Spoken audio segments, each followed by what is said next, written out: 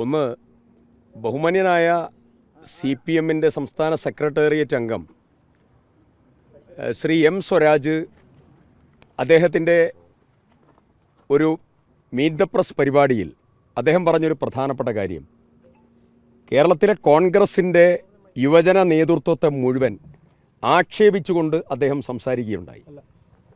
മാത്രമല്ല അദ്ദേഹം പറഞ്ഞു, കേരളത്തിലെ ഈ രാഷ്ട്രീയ നേതൃത്വത്തിന് മുഴുവൻ ഗുണപരമായ സംഭാവനകൾക്ക് നേതൃത്വം കൊടുക്കാൻ രാഷ്ട്രീയ നേതൃത്വത്തിനും യുവജന നേതൃത്വത്തിനും സാധിക്കണം എന്ന അർത്ഥത്തിൽ അദ്ദേഹം സംസാരിക്കുകയുണ്ടായി.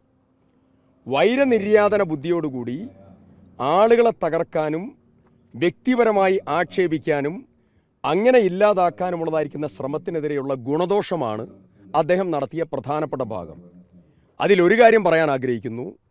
കേരള രാഷ്ട്രീയത്തിൽ ഈ ഗുണദോഷം പറയുന്നതായ ശ്രീ M. സ്വരാജ് ആദ്യം പഠിക്കേണ്ടത് പിണറായി വിജയനിൽ നിന്നാണ്. അദ്ദേഹം പാഠം പഠിക്കാൻ തയ്യാറാകുന്നതെങ്കിൽ ശ്രീ ഉമ്മൻചാണ്ടിക്കെതിരെ ഒരു തെരഞ്ഞെടുപ്പിന് തൊട്ട തലേ ദിവസം ബലാത്സംഗത്തിന് കേസെടുക്കാൻ നേതൃത്വം കൊടുത്ത പിണറായി വിജയൻ മുഖ്യമന്ത്രിയുടെ വൈരനിര്യാതന ബുദ്ധിയാണ് കേരള രാഷ്ട്രീയത്തിലെ ഏറ്റവും മോശപ്പെട്ടതായിരിക്കുന്ന രാഷ്ട്രീയ പശ്ചാത്തലമുള്ള എതിരാളികൾക്കെതിരായിട്ടുള്ള നീക്കം. ആ നീക്കം കൂടെ മനസ്സിലാക്കി വേണം കോൺഗ്രസിൻ്റെ യുവജന നേതൃത്വത്തെയും രാഷ്ട്രീയ സദാചാരത്തെയും അതുപോലെ രാഷ്ട്രീയത്തിൻ്റെ ഗുണപരമായ മാറ്റത്തെയും അദ്ദേഹം പഠിപ്പിക്കാൻ. അതിൽ ഏകപക്ഷീയമായി സംസാരിക്കുകയും ഗുണപരമായി മൊത്തം കാര്യങ്ങൾ ഏറ്റെടുത്ത് ശ്രദ്ധ ആകർഷിക്കാനുള്ളതായ അദ്ദേഹത്തിൻ്റെ ശ്രമത്തെ നമുക്ക് മനസ്സിലാക്കാൻ സാധിക്കും. കേരള രാഷ്ട്രീയത്തിലെ വൈരനിര്യാതന ബുദ്ധിയോടുകൂടിയുള്ള പൊളിറ്റിക്കൽ ടേണിംഗ് വന്നത് ഉമ്മൻചാണ്ടി സാറിനെതിരായിട്ടുള്ള ബലാത്സംഗ കേസാണ്. അത് തീർത്താൽ തീരാത്തതായ രാഷ്ട്രീയ കളങ്കമായിരുന്നു അന്ന് പിണറായി സർക്കാർ ഉണ്ടാക്കിയ മാതൃക. ആ മാതൃക കേരളം തകർക്കാൻ നിൽക്കുന്നു എന്നുള്ളതാണ് ഈ സാഹചര്യത്തിൽ പ്രത്യേകം എടുത്തു പറയാനുള്ളത്. ഈ രാഹുൽ മാങ്കൂട്ടം വിഷയത്തിലെ ഈ സൈബർ സ്പേസുകളിൽ പലരും ഇപ്പോഴും അനുകൂലമായിട്ട് കോൺഗ്രസ് നേതാക്കൾ നിലനിൽക്കുന്നതാണ്. അതിലെന്തെങ്കിലും മറുപടി ഉണ്ടോ? അതെല്ലാം പറഞ്ഞു കഴിഞ്ഞല്ലോ. ബഹുമാനായ KPC പ്രസിഡന്റൊക്കെ പറഞ്ഞു, അദ്ദേഹത്തിനെതിരായി നടപടി സ്വീകരിച്ചു. പാർട്ടി വളരെ കൃത്യവും ഒറ്റക്കെട്ടായ നിലപാട് സ്വീകരിച്ചു. ആ കാര്യത്തിൽ ഇനിയൊന്നും പ്രത്യേകം പറയാനില്ല.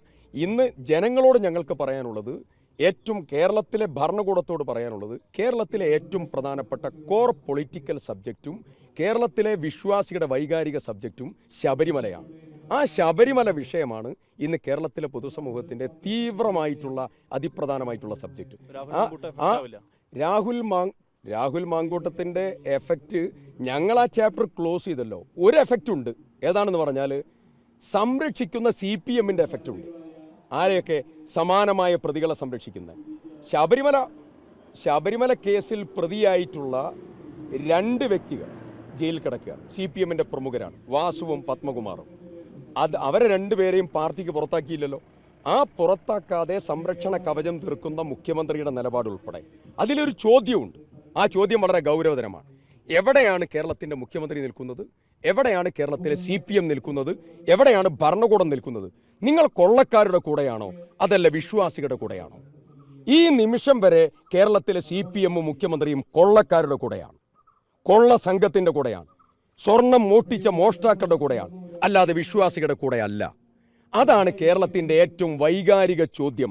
ആ ചോദ്യത്തിൻ്റെ മറുപടി പറയാൻ മുഖ്യമന്ത്രിയും ഭരണകൂടവും തയ്യാറാവണം.